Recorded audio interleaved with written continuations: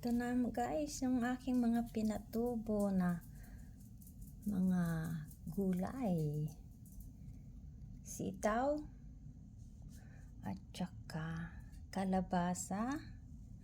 Ito sitaw na yung nagbabain, yung mahahaba. Tapos ito yung mga okra at saka yan ang palaya.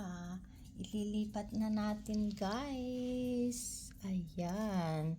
Binabad ko muna guys ng overnight yung mga seeds. Tapos nilagay ko guys sa paper towel. Pinatubo ko muna bago ko nilagay sa recycle bottle water guys. Ayan. Ito na sila. Oh, may ano ko rin akong pinatubo. Alam niyo yung apple na pinagkainan ko ulit. Nilagay ko dito na naman siya guys. Oh, ayan. Apple yan guys. Apple. Yan ang apple. Red apple. Yan. Pinatubo ko yan guys. February 10 ko guys. Yan nilagay dyan.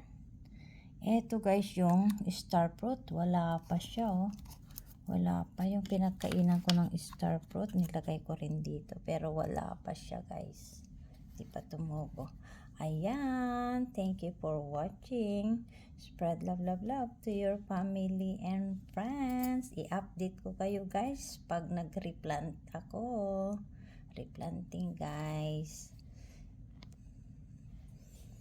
Thank you for watching. Spread love, love, love to your family and friends and to everyone. Stay safe. God bless.